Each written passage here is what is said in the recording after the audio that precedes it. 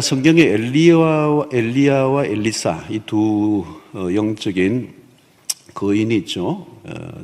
사역의 계승이 일어나고, 근데 이 엘리야와 엘리사가 사역했던 시대가 어려운 시대였습니다. 그러니까 자연히 뭐가 많은가 하면 어려운 시대이기 때문에 기적이 더 많았어요.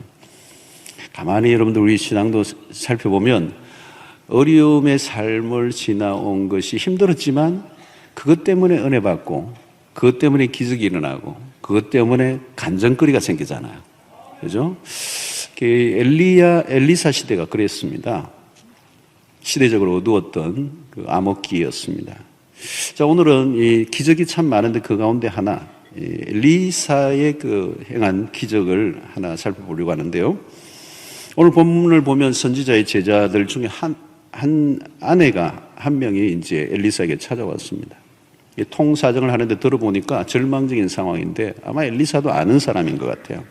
생도 제자니까. 남편이 죽었고 그냥 어떤 연유인지 모르는지 빚을 너무 많이 지고, 그래서 이제 두 아들도 그 시대는 종으로 팔려가야 되는, 빚 때문에 이제 팔려가야 되는 그런 상황에 놓여 있었습니다. 엘리사가 그 여인에게 이제 딱 하니까 내가 당신을 위해서 뭘 해주면 좋겠냐, 그러면서 내 집에 무엇이 있느냐 이제 이렇게 물었습니다. 그 여인이 대답하기를 계집종의 집에 기름 한 그릇 외에는 아무것도 없습니다. 기름 한 그릇, 그 외에는 아무것도 없습니다.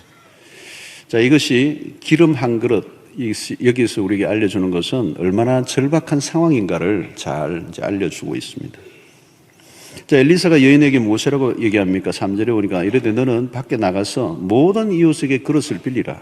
빈 그릇을 빌리되 조금 빌리지 말고, 이게 많이 빌리라는 거예요. 가급적이면 모든 이웃에 가서 그릇을 빌릴 때까지 빌려라. 자, 이 선지자의 말은 좀 황당해 보입니다. 지금 우리 집에도 온 집에 다 빈 그릇인데 또 뭐 또 바깥에 가서까지 빈 그릇까지 또 빌려오라고 그러니까 얼마나 황당하겠습니까?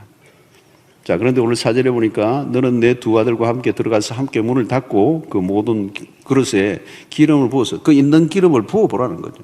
그러면 차는 대로 옮겨 놓아라. 자, 여기 이 기름은 올리브유, 음식을 만들 때 또 호롱불을 이렇게 램프를 밝힐 때 그 쓰는 생활 필수품이고, 이거를 주고받고 하면서 이제 상거래도 하는 아주 중요한 재산이기도 하죠. 이 여인이 이제 물러가서 시키는 대로 했습니다. 어떤 일이 일어났습니까? 5절, 6절 보면 여인이 물러가서 그의 두 아들과 함께 문을 닫은 후에 그들은 그릇을 그에게로 가져오고 그는 부었더니 6절, 그릇에 다 찬지라. 여인이 아들에게 이르되 또 그릇을 내게로 가져오라 하니 아들이 이르되 다른 그릇이 없나이다. 자, 빈 그릇마다 그릇이 부어지는 대로 다 채워지고 또 그릇을 가져오게 하고 채워졌는데 다 찼어요. 다른 것이 없다 하니 기름이 곧 그쳤더라. 자, 언제 기름이 그쳤습니까? 그릇을 빌려온 대로 다 채우고 난 다음에, 그 다음에 이제 더 이상 그릇이 없으니까 기름도 그쳤다. 담을 그릇이 없으니까 그치는 거죠. 자, 엘리사 선지자는 이 여인의 사정을 처음에 듣고 너무 딱해서 그 가정을 향해 마음껏 축복하고 싶었습니다. 그래서 뭐라고 얘기합니까? 모든 이웃에게 가서 그릇을 빌려라. 빈 그릇을 빌리되 조금 빌리지 말라. 조금 빌리지 말라. 이게 아주 강조를 한 겁니다. 엘리사가 가능한 모든 사람에게, 모든 이웃들에게. 사실 그 시대는 이웃이 다 가족들입니다. 부족 사회니까 다 가족들이고 누구에게든지 가면 그릇은 얼마든지 빌릴 수 있습니다. 그러니까 그 그릇을 다 빌려왔다. 그런데 여인이 빌려온 그릇들이 다 찼다는 거죠. 얼마나 흥분했겠습니까? 부으면 붓는 대로 그릇이 채워지고 또 다른 그릇을 가져오니까 또 부은 대로 또 채워지고 또 다른 것을 가지고 채워지고 얼마나 신이 났겠어요. 자, 여기에서 이제 우리에게 알려주는 것은 뭐냐? 이 엘리사 선지자가 빈 그릇을 빌리되 조금 빌리지 말고 많이 가능한 빌리라고 하는 이 말씀 속에는 뭐가 있느냐면 하나님의 은혜가 얼마나 풍성한가라고 하는 것을 가르쳐 주려고 하는 것입니다. 그러니까 하나님이 우리에게 베풀어 주시는 은혜는 어떤 한계를 갖고 있지 않다는 거예요.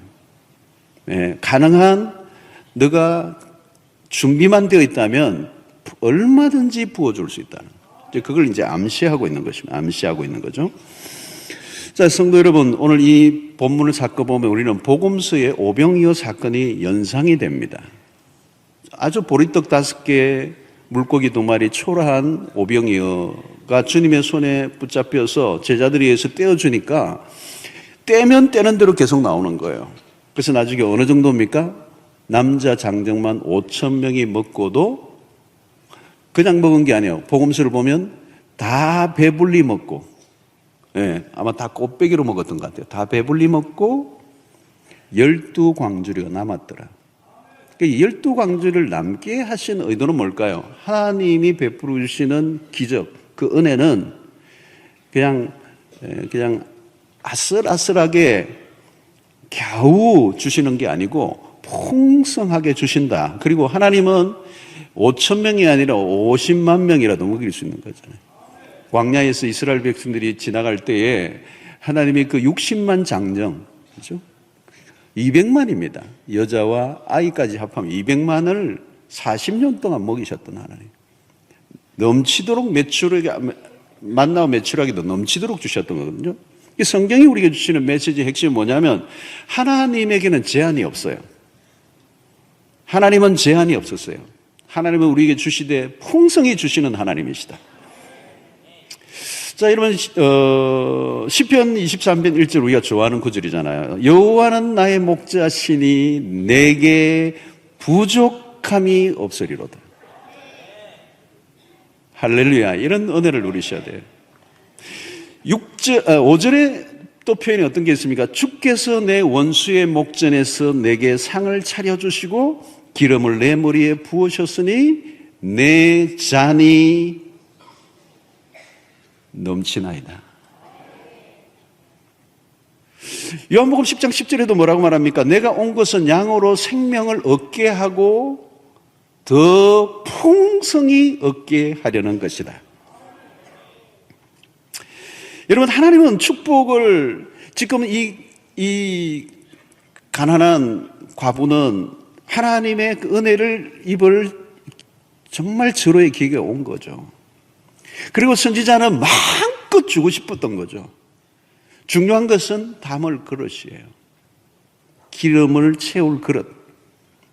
여러분, 성경은 주님이 종종 복음서에 보면 너가 믿느냐 이렇게 질문을 합니다. 너가 믿느냐? 그래요. 질문을 던지시는 그 요지는 뭐냐면 너가 담을 그릇을 준비했느냐의 질문이에요. 내가 역사할 텐데 그 역사를 받아들일 준비가 되어 있느냐 이 말이에요. 너가 믿느냐 아니에요. 그러면서 내 믿음대로 될지어다 그러잖아요. 그 내 믿음대로라는 말은 뭐냐면 믿음의 분량대로라는 거예요. 그 분량이 뭡니까? 그릇 사이즈라는 거예요. 그릇을 준비한 대로 너의 믿음대로 될지어다. 너의 준비된 마음의 그릇대로 역사할 것이다. 여러분, 하나님은 역사하시지만 하나님 무제한적이지만 우리의 분량이 중요하다는 그릇대로. 그릇을 빌리되 조금 빌리지 말고. 어떤 낚시꾼이 많이 우리 들었던 예화 가운데 하나인데 그래도 재밌더라고요. 고기를 낚시를 하는데 항상 큰 고기를 잡으면 바다 던져버리고 조그마한 거 잡으면 집어넣고 바구니에 집어넣고 큰 거 잡으면 바다에 던져버리고 작은 것만 자꾸 집어넣으니까 옆에 낚시하는 뭐 신기하잖아요. 반대로 해야 되는데 왜 큰 거는 버리고 작은 거는 담고 그러냐. 왜 그래요 당신? 그러니까 우리 집에 후라이팬이 조그만 하는 것밖에 없다.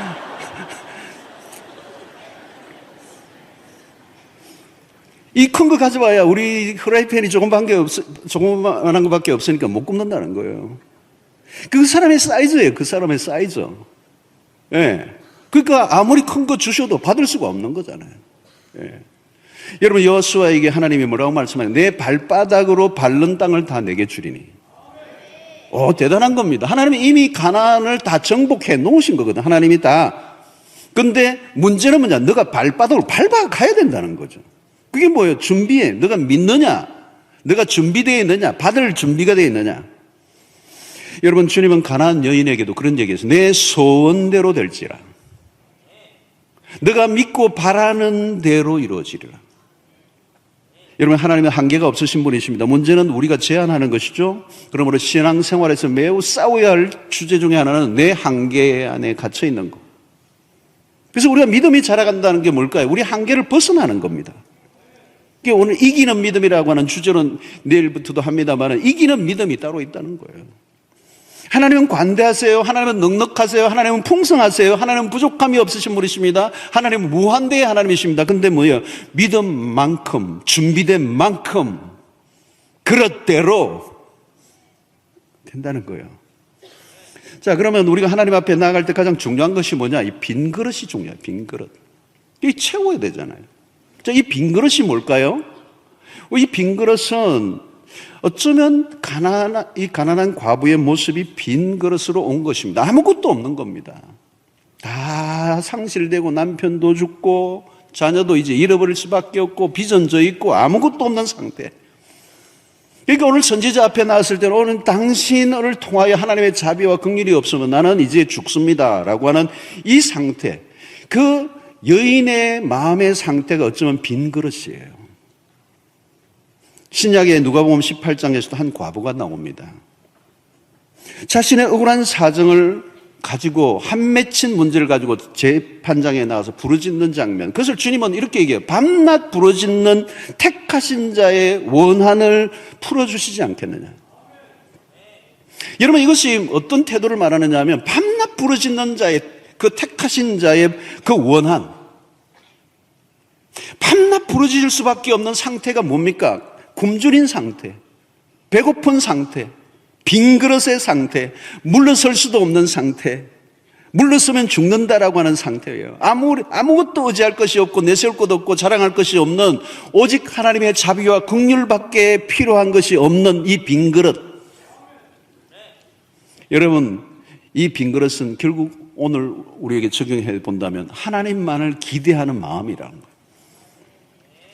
여러분, 누가 갈증을 채울 수가 있습니까? 목마른 영혼입니다. 은혜는 누가 받습니까? 사모하는 마음을 가진 사람이에요. 여러분, 기도 아무리 해도 기도책을 읽는다고 되고 기도를 배운다고 되는 게 아니라 가장 중요한 것은 기도하고 싶은 마음이 있어야 되는 거거든요.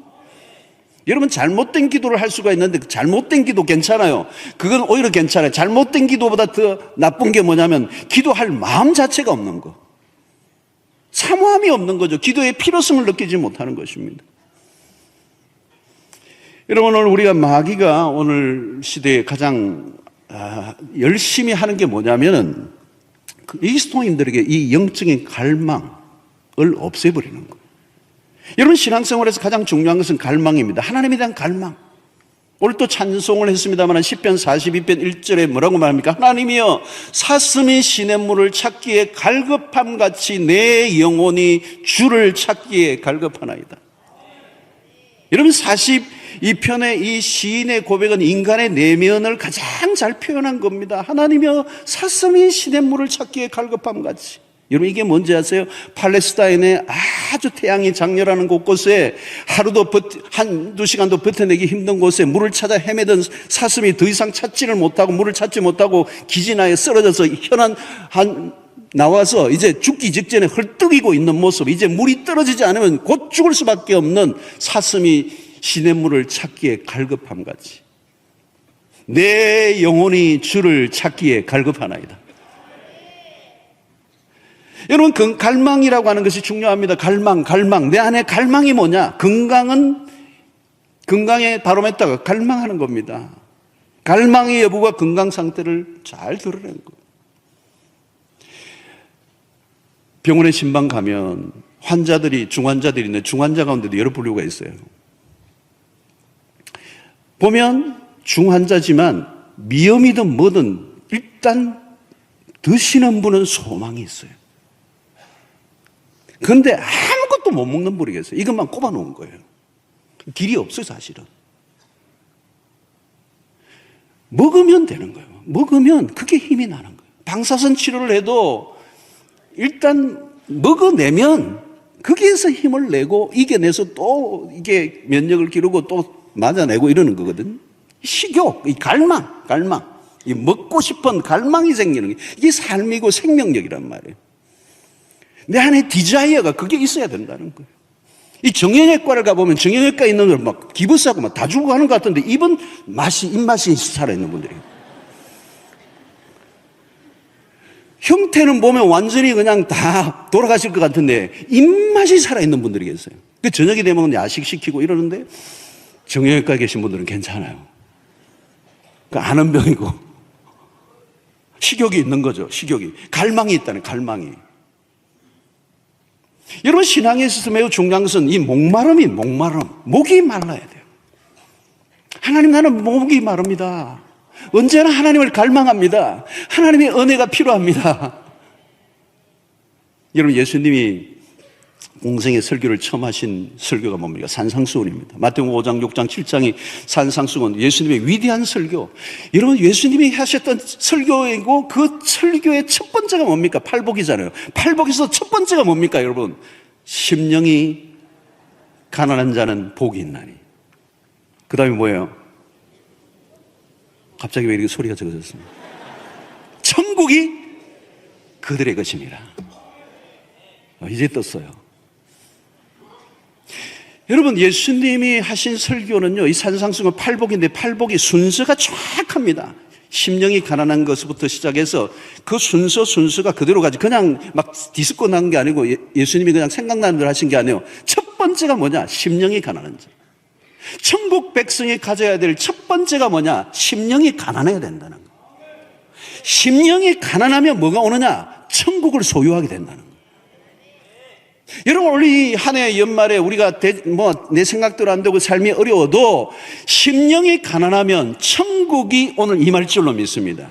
천국이 와요. 천국이. 여러분 천국을 소유하면 되잖아요. 우리의 신자의 궁극적인 목표가 되어 천국을 가지는 거 아니겠습니까?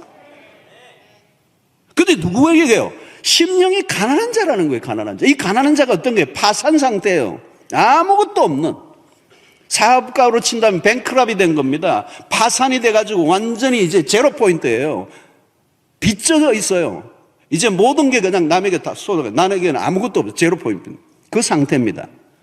나에게는 아무것도 없습니다. 이 심령이 가난한 상태가 천국을 누린다. 이게 뭐예요? 빈 그릇이, 빈 상태라는 거예요. 여러분 마태복음 몇 절을 더 가면 예수님이 5장 6절에서도 마찬가지로 의에 줄이고 목마른 자는 복이 있나니, 목마른 자는 복이 있나니 그들이 배부름을 얻을 것이다. 배부를 것입니다. 누가 배부를 것이에요? 의에 줄이고 목마른 자라는 거예요. 하나님 우리에게 아무것도 요구하지 않습니다. 우리가 하나님의 은혜를 얻으려고 하면 우리가 빈 그릇이 되어야 된다는 거예요.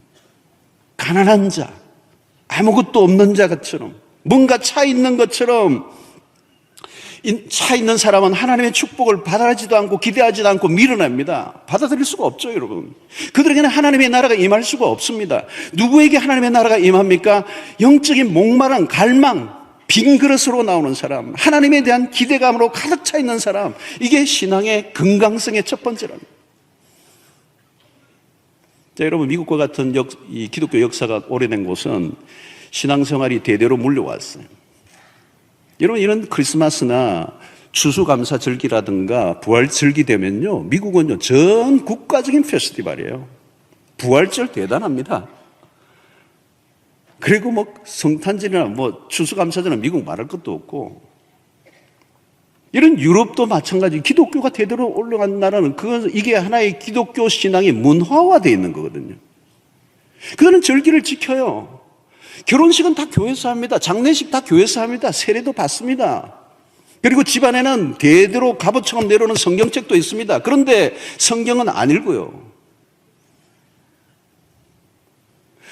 예배는 드리는데 예배는 그 안에 생명력이 없는 거죠. 의식은 다 있는데 그냥 형식적이에요. 거기에 무슨 갈망이나 그들 안에 있는 하나님을 정말 찾는 그런 마음들이 없이 무덤덤하게 형식적인 신앙이 되어 있는 거예요. 그 안에는 갈망이 없어요. 갈망이 없어요. 그냥 해오던 것을 해오는 거죠. 여러분 신앙의 위기는 언제 찾아오느냐면 익숙함이에요. 익숙함. 이게 위험한 겁니다. 신앙생활에 정말 위험한 게 뭐냐면 익숙함이에요. 그 익숙함에서 뭐가 오느냐면 무덤덤함이 오는 겁니다. 무감각증이 오는 거예요. 영적 둔감증에 빠지는 거예요. 영적 매너리즘에 빠지는 거예요. 영적 타성주의에 빠지는 거예요. 영적 형식주의가 되는 것이죠. 저는 그 안에 심각하게 결여된 것이 뭡니까? 영적인 이런 매너리즘에 빠지고 형식주의에 빠지면 그 안에 뭐가 빠지느냐면 갈망이 없어요. 갈망, 디자이어가 없어져 버려요. 그냥 교회를 다니는 거예요. 그냥 예배 드리는 거예요. 거기에 기대감이 없어요. 거기에 영적인 강한 갈증이 없어요. 여러분, 이것은 이제 신앙생활 한 분보다도 오랫동안 신앙생활을 해온 분들에게 위험해요. 지난 주간에도 우리 세례식 할 때 간증하신 분들 2부, 3부 계속 하는데요. 이분 간증이 뭐예요? 매주 한 번도 눈물 없이는 드려본 적이 없다고 그러잖아요. 예배를 드리는데 눈물 없이 예배를 드려본 적이 없다는 거예요. 어마어마하게 눈물로. 그 눈물은 수없는 의미가 담겨 있는 거예요. 하나님, 어찌하여 나 같은 파산당한 자 같은 망한 자 같은 나의 인생을 하나님 찾아와 주시고 나를 구원해 주셨나이까. 이 은혜가 그냥 폭포수같이 눈물이 흘리는 거거든요. 자, 그런 면에서 여러분, 우리가 신앙이 익숙해져 간다는 것이 뭐냐? 세련되어져 가면서 순수함은 사라지고 진지함이 사라지고 영적인 갈증과 갈망함이 없이 그냥 무덤덤하게 신앙생활하는 거예요. 그런 면에서 목회자가 가장 위험해요. 저는 이런 설교를 준비하면서 내 자신을 돌아보는 거죠. 목사가 가장 위험해요. 목회자, 교육자들이 얼마나 위험한지 몰라. 제가 교육자들에게 잘해서 그럽니다. 예배 속에, 교회 속에 그냥 살고 있지만 정말 예배와 기도와 찬양 속에 하나님의 임재를 느끼고 날마다 교회 올 때마다 설레고 가슴이 뛰고 사모함과 갈망함이 있느냐는 거예요. 예배에 그냥 홍수시대에 살면서 예배 안에 들어가지 못할 때가 많거든요. 한 목회자가 수십 년 목회를 하다 보면 무덤덤하게 매너리즘에 빠져서 그냥 형식적으로 그냥 예배에 참여하고 형식적으로 말씀을 전하고 형식적으로 말씀을 들여다보고, 나는 바울 사도의 그 얘기가 들어요. 남에게 복음을 전파하는데 자기는 불이익을 받을까 두려워함이로라 하면 그 마음이 와닿는 거예요. 그러면 예배 기술자가 되고 그냥 예배 매니지먼트를 하는 사람이 되고, 여러분 목회자뿐만 아니라 예수 오래 믿은 사람 다 그래요, 여러분. 여러분, 교회도 어려움을 당하는 교회들 보십시오. 수십 년 동안 한 목회자가 목회를 하다가 자기의 영혼은 파리파리해져고 자기의 영혼은 정말 기름이 다 빠져버려가지고 겨우 벼텨내는 목회를 하다 보니까 목회 말년이 그냥 힘들어지는 거예요. 교회도 힘들고 자기도 힘들고.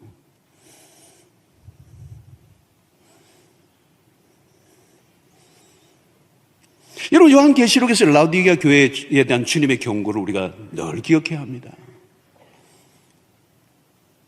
라오디게아 교회는요, 신약의 이 소아시아 7교회 중에서도 라오디게아 교회는 현대 교회를 너무도 흡사하게 닮아 있어요. 3장 17절 이런 말씀을 합니다. 내가 말하기를 나는 부자라 부요하여 부족한 것이 없다 하나 내 공고한 것과 가련한 것과 가난한 것과 눈먼 것과 벌거벗은 것을 알지 못하는도다. 여러분, 라오디게아 교회는 뭐예요? 스스로 배가 부른 상태요. 어떤 것도 갈망하지 않는 상태라는 거예요. 갈망하지 않는 거예요. 이미 병들어 있는 거예요. 갈망이 없어. 병들어 있는 거예요. 내가 부자라는 거예요. 부족함이 없다는 거예요. 나 이 정도 하면 됐다는 거예요. 내 이 정도 신앙생활을 해왔으면 됐다는 거예요. 여러분, 라오디게아 교회의 심각한 상태는 뭡니까? 자신들이 어떤 상태에 놓여 있는 걸 알지 못하는 거예요. 중병에 걸리는 사람들의 특징입니다. 자신이 어떤 상태에 있는지를 모르는 거예요. 심각한 상태에 빠져 있는데도 목이 마르지 않으면 얼마나 치명상이 있어요. 여러분, 탈수가 그렇더래요. 몸에 이 수분이 빠져나갔는데 그걸 빠져나간 것을 인식을 못하는 거예요. 그걸 갑자기 그냥 쓰러져 버리는 거예요.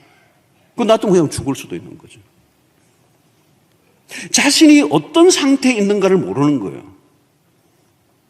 여러분, 자신의 상태를 알면 그건 소망이 있습니다.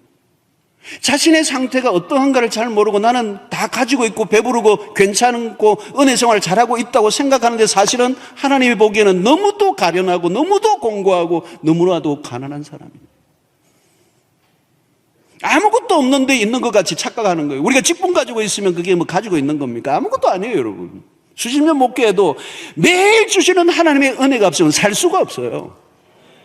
수십 년 목회한 관록으로, 목사의 관록으로 여러분 버틸 수 있습니까? 못 버팁니다.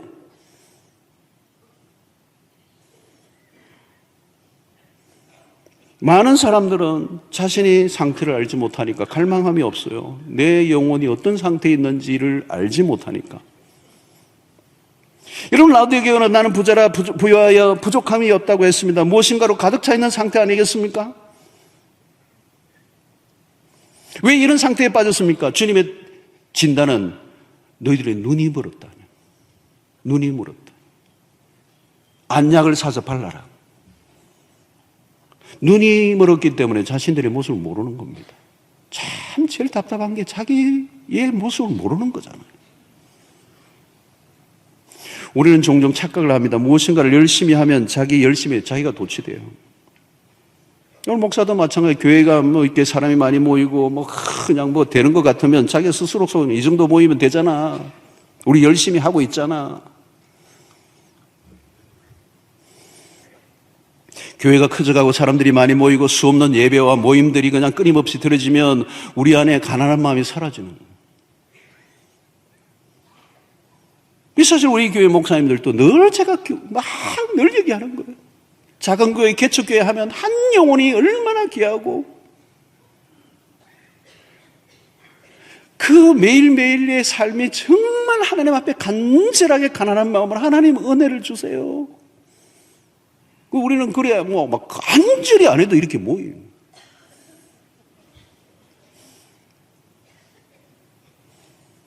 우리 안에 갈망이 시거든요. 하나님에 대한 갈망이 없는 거예요. 하나님 앞에 매달리지 않는 거예요.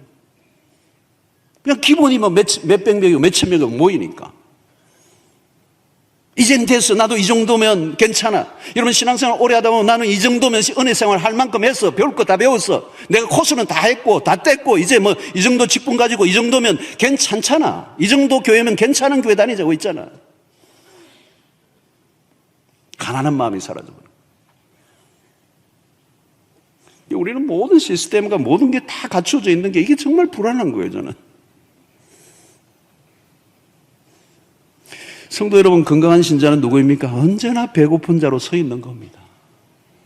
내가 수십 년 동안 신앙생활하고 끝도 없이 수없는 은혜들을 과거에 받았지만 여전히 오늘 어린아이처럼, 여전히 배고픈 자처럼, 수로보니게 여인이 그 밥상에서 떨어진, 주인의 밥상에서 떨어진 것조차도 내가 먹고자 하는 그 부스러기마저도 내가 받아야 살겠다고 하는 그런 태도. 나는 아무것도 아닙니다. 나는 죄인입니다. 나에게는 아무것도 없습니다. 바울 사도에게 마음을 보면 이런 마음을 갖고 있었어. 그는 뭐가 된 것처럼 자기 자신을 착각한 적이 없어요. 너가 선 줄로 알면 넘어질까 조심하라 그래요. 여러분, 우리는 근본적으로 가난한 자들이에요. 존재론적으로 우리는 공허한 사람들입니다. 우리가 우리의 힘으로 무엇인가를 채워서 우리의 결핍을 만족시킬 수 있는 존재가 아니에요. 우리가 스스로 뭔가 만족하고 있다면 그것은 자기를 속이고 있는 것입니다. 우리는 그리스도 밖에서 결핍을 채울 수 있는 길이 없습니다. 그리스도만으로 우리의 갈망은 채워질 수가 있습니다.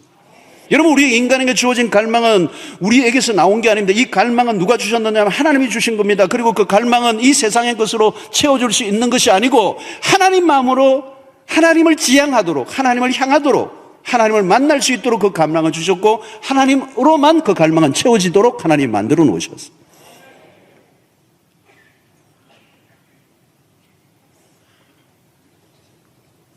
여러분, 기도가 왜 중요한 것입니까? 하나님에 대한 갈망의 표현이기 때문에 그래요. 기도하느냐 안 하느냐 그게 중요한 게 아니에요. 그 기도를 통하여 내가 나의 스스로 만족하고 살아가느냐, 아니면 나의 결핍과 부족을 통하여 나의 파산한 상태의 가난한 마음으로 하나님의 자비와 긍휼이 없으면 나는 살아갈 수 없습니다라고 하는 태도가 기도예요. 여러분, 내 힘으로 살아갈 수 있으면 왜 기도할 필요 없잖아요, 여러분. 우리는 내 힘으로 살아갈 수 있는 존재가 아닙니다. 나는 하나님의 은혜가 필요합니다. 그래서 여러분, 기도는 사실 그 기도의 그 안에는 무슨 도식이나 거기에 대한 어떤 형식이 중요한 게 아니라 마음이잖아요. 가난한 마음, 빈 그릇으로 나오는 거. 하나님의 것으로 채우고자 하는 이 빈 마음을 가지고 주님 앞에 나아가고 그 비워진 만큼 하나님의 은혜를 주신다는 거. 그런 만큼 채워집니다. 그릇은 우리가 준비하는 겁니다. 자, 여러분 보십시오. 이 선지자가 그릇을 준비해 오라는 거예요. 선지자가 무엇이든지 그 기적을 하나님의 역사 속에 일으킬 수 있지만 그릇은 너가 준비하라는 거예요. 그릇은 너가 준비하라는 거예요. 그리고 너가 준비한 만큼 채워진다는 거예요. 그게 뭐예요? 우리의 비워진 마음, 가난한 마음, 하나님의 자비와 공일이 없으면 살 수 없다라고 하는 겸손한 마음, 하나님만을 갈망하는 태도. 여러분, 우리가 다음 주일이면 성탄절입니다. 이 성탄절을 오면서 저도 묵상을 하면서 내가 이게 목사로서 끊임없이 성탄절을 하고 성탄절을 설교하는데 성탄절이 왜 이렇게 무덤덤하지? 회개가 일어나는 거예요. 인류의 최고의 기쁜 소식이 증거된 하나님이 인간이 되신 역사 속의 기적 중의 기적인 동정녀 마리아의 탄생을 통하여 탄생하신 역사에 대망했던 그 메시아가 이 땅에 오셨는데 그 오신 날에 대한 축하가 내 안에 경이로움으로 감격으로 일어나지 않고 그냥 오는구나라고 하는 겁니다. 여러분, 예수님의 시도도 마찬가지입니다. 예수 그리스도가 오신다라고 하는 수없는 메시아의 수없는 예언자들의 말씀을 통하여 오실 그이가 오신다고 말씀하셨지만 정작 오실 때는 아무도 기대함이 없는 거예요. 그 시대에 아웃카스트, 버림받았던, 소외됐던 아주 어린 목동들이나 예수 그리스도의 오심을 맞이할 뿐 그 시대 그 누구도 예수 그리스도, 그 시대의 제도권, 하나님 잘 믿는다고 했던 그 누구도 예수 그리스도의 오심을 몰랐어요. 환영하지 않아요. 왜? 그들은 그들의 것으로 꽉 차 있었기 때문에. 우리는 한 해 끝자락에 왔습니다. 여러분, 오늘 우리가 이 연말에 무엇을 갈망하고 있느냐는 거죠.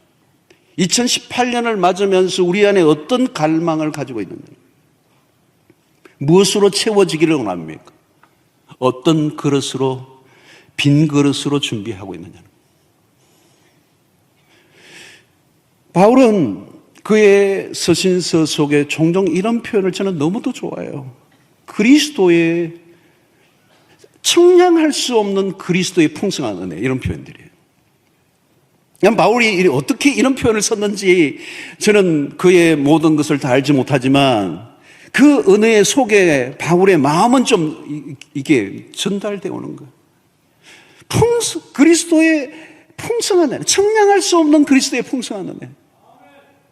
그 은혜를 어떻게 청량할 길이 없다는 거예요. 그 은혜를 그가 받은 자로서 살아가고 있는 것을 고백하고 있습니다. 그래서 그것을 바울은 로마서 5장 5절에는 이런 표현을 씁니다. 소망이 우리를 부끄럽게 하지 아니함은 우리에게 주신 성령으로 말미암아 하나님의 사랑이 우리 마음에 부은 바 됨이니. 그랬어요. 여러분, 하나님의 사랑이 어떻게 부은 바 됨이니? 여기 부은 바 됨이라고 하는 이 부분은 굉장히 중요한 부분이에요.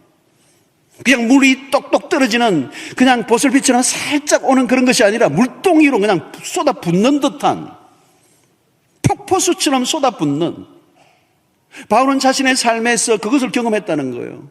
성령으로 말미암아 하나님의 사랑이 내 마음에, 빈 마음에, 굶주린 마음에, 세상에 상처받은 내 마음에 부은 바 됨이니. 여러분, 이것은 단회적 사건이 아닙니다. 한번 그냥 어느 역사 속의 한 시점에서 하나님의 사랑이 어느 도시에 어떤 사람에게 주어지고 끝나버린 게 아니고, 한 시대를 지나고 그냥 다 사라져버린 게 아니고 지금도 끊임없이 계속 진행형이에요. 하나님의 사랑이 끊임없이 빈 그릇을 가지고 있는 사람에게 지금도 폭포수처럼 부은 바 됨이니. 여러분, 한 시대 한때에 우리가 은혜 받고 끝나는 게 아니라 하나님의 은혜는 끝도 없이 지금도 흘러 넘치고 있습니다. 누구에게요? 하나님의 은혜와 하나님의 사랑은 끝도 없지만 그것을 받을 수 있는 사람은 빈 그릇이에요. 가난한 마음. 하나님의 은혜가 없으면 오늘 한순간도 살 수 없습니다라고 고백을 하는 사람. 여러분 1년 12달 우리가 예배를 드리지만 오늘 예배에 참여한 여러분들 나오실 때 어떤 마음을 가지고 오셨습니까? 정말 우리 하나님의 백성들이 그렇잖아요. 여러분 주일날 한번 제대로 온전한 예배를 드리지 못한다면 일주일 어떻게 승리하겠습니까? 무슨 재주로? 여러분 주일날 올 때 정말 우리가 사모하고 갈망하고 주여 은혜를 주시옵소서. 주여 나를 살려 주시옵소서. 여러분 이 마음으로 오셔야 돼요. 저는 주일날 여기 우리 교회가 교통이 막 복잡해가지고 지각하시는 분들 제가 이해를 해요. 이해한다는 걸 전제하고 지금 얘기합니다.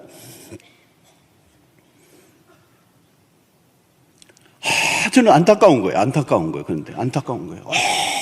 온전한 예배. 왜? 예배가 너무 중요하니까. 예, 그냥 앞뒤 다 떼버리고 예배를 드리면 그 예배가 아니거든요. 온종일 예배 시간 10분 전, 20분 전에 와가지고 정말 예배를 위해서 기도하고 설교자를 위해서 기도하고 하나님의 은혜를 위해서 기도하고 회개하고 하나님 오늘 이 예배 3부 예배 동안에 내 영혼이 살게 하여 주십시오. 내가 정말 미치고 죽을 것 같습니다. 내가 세상을 보면 소망이 없는데 하나님의 은혜를 주셔야 됩니다. 나는 바닥입니다. 제로 포인트입니다. 주여 자비를 베풀어 주시면 내가 20년 30년 했지만 어제의 은혜로 오늘 살 수가 없고 오늘의 은혜로 내가 살겠사오니 오늘 예배에 내 영혼을 살려주세요. 이 가난한 자의 심령으로 나아오는 거예요. 그래서 예배가 시작되면 찬양을 하는데 찬양 안에서 그냥 하나님의 임재를 느끼고 주님의 보좌 앞으로 나아가고 온 회중이 온 마음과 정성을 다해서 찬양하고 내 그냥 심령에서 나오는 찬양을 올려드리고 말씀을 받고 아멘으로 화답하고 축도가 끝난 다음에도 여전히 그 말씀과 예배의 영혼을 가지고 10분, 20분 동안 거기서 엎드려 기도하고 세상에 나가도 살까 말까라는 거예요. 그래서 가능하면 이제 그 교통 이런 거 다 염두에 두고 교회를 오셔야 돼요. 그래서 온전한 예배를 드렸으면 좋겠어요. 여러분 지각하면요 이미 예배 드리고 있는 분들에게도 다 방해해요. 힘들거든요. 그러니까 오늘 하루만 지금 여기 하니까 여러분 이해하시고 제 마음이 온전한 예배를 우리 교회가 드릴 수 있게 해주십시오. 예. 사랑하는 성도 여러분, 지금도 하나님의 은혜는 하나님의 사랑은 우리의 마음에 부음받아 됩니다. 끊임없이 흐르는 것이 이례적 단위적 사건이 아닙니다. 지금도 하나님의 은혜와 사랑은 갈보리 언덕에서 흘러 넘치고 있습니다. 부족함이 없이 부어지시는 은혜가 있습니다. 그 은혜가 있으면 우리는 능히 살 수가 있습니다. 근데 누가 받아요? 그릇을 준비한 사람. 그 그릇이 어떤 그릇입니다. 자기 그릇으로 뭔가 차 있는 사람이 아니라 자기 것으로 차 있는 사람이 아니라 자기 그릇을 완전히 비우고 빈 마음으로 가난한 마음으로 굶주린 마음으로 하나님만 갈망하면서 주여 은혜를 주시지 않으면 내가 살 수 없습니다라고는 이런 태도로 주님 앞에 나오면 그 심령 위에 주님의 물붓듯이 부으시는 은혜가 임하게 될 줄로 믿습니다. 여러분 언제나 영적인 갈망이 식어지지 않기를 바랍니다. 영적인 갈망이 식어졌으면 지금 중병에 걸려 있는 겁니다. 그냥 형식적인 그 신앙이 문화화되어 있고 그냥 왔다 갔다 하는 그 신앙으로는 이 세상을 버틸 수가 없고 하나님의 말씀대로 승리하는 인생을 살 수가 없습니다. 오늘 또 하나님은 자비로우시고 하나님은 풍성하신 분이십니다. 하나님은 한계가 없으세요. 준비된 대로 채워주십니다. 가난한 만큼 하나님이 비운 만큼 하나님의 은혜는 더 크게 임할 줄로 믿습니다. 이번 4주 동안에도 여러분 우리 교회가 날마다 매주 동안 매년 하지만 그 매년 하는 것으로 그냥 또 하는 거냐 그런 사람은 은혜 받기 힘들어요. 여러분 이 집회, 이 4주는 나를 위하여 준비한 집회라고 생각하고 결단하고 준비하고 모든 것을 중례하고 나오면 하나님은 반드시 은혜를 주실 줄로 믿습니다. 저는 사실 말씀을 준비할 때 정말 진행을 많이 준비하거든요. 하여튼 제가 대충 설교를 준비하는 스타일이 아니에요. 하여튼 한 설교를 가지고 그냥 준비를 어마어마하게 합니다. 그냥 시간을 다 몰아넣습니다. 우리 회중이 오늘 한국교회를 살려내야 되거든요. 교회가 크면 뭐 답니까, 여러분? 사람이 많이 모이면 답니까? 아니거든요. 제대로 믿는 사람이 있어야 되잖아요. 유사 그리스도인이 너무 많잖아요. 익명성의 그리스도인이 너무 많잖아요. 형식적인 그리스도인이 너무 많잖아요. 그건 무슨 의미가 있습니까? 그게 몇만 명, 10만 명, 100만 명이 모이면 뭐합니까? 제대로 된 신자예요. 여러분, 오늘 가난한 자의 심령, 하나님의 은혜만을 갈망하고, 여러분 우리가 가지고 있는 거, 오늘 이 한국 보세요. 가지고 있는 건 많았고 성취한 건 많았고 성공도 했고 돈도 모았는데 불행하잖아요. 행복한 사람 많이 만나기 힘들어요, 여러분. 그냥 그래 살아요. 그냥 대충 견디고 살아가는 거예요. 그게 뭐죠, 여러분? 우리의 것으로는 채워지지 않습니다. 하나님의 사랑이 필요한 거예요. 하나님의 은혜가 필요한 거예요. 하나님만을 갈망하세요. 그러면 주실 줄로 믿습니다. 늘 있는 특세 아닙니다. 언제 또 있을지도 모릅니다. 우리의 인생은 내일을 알 수가 없어요. 보라, 지금이 은혜 받을 만한 때요. 구원의 날이로다. 때가 있다는 겁니다. 가난한 마음으로 주님 앞에 날마다 나오셔서 하나님이 오늘 또 부어주시는 풍성한 은혜를 마음껏 그릇대로 채워주는 은혜가 있게 되기를 주의 이름으로 축원합니다. 하나님 아버지, 우리를 불쌍히 여겨 주십시오. 우리를 불쌍히 여겨 주십시오. 우리의 가난한 영혼을 불쌍히 여겨 주십시오. 아무것도 없는데 있는 것처럼 꽉 차 있는 우리의 그릇들을 비우게 하여 주시옵시고, 하나님 빈 마음으로 빈 그릇으로 나와 날마다 주의 자비와 긍휼을 구하며 위로부터 임하시는 그 은혜 받지 않고는 살 수 없다라고는 각오로 부어주시는 은혜를 마음껏 받아 누리는, 그래 승리하는 주의 백성들 되게 하여 주시옵소서. 예수님의 이름으로 기도하옵나이다. 아멘.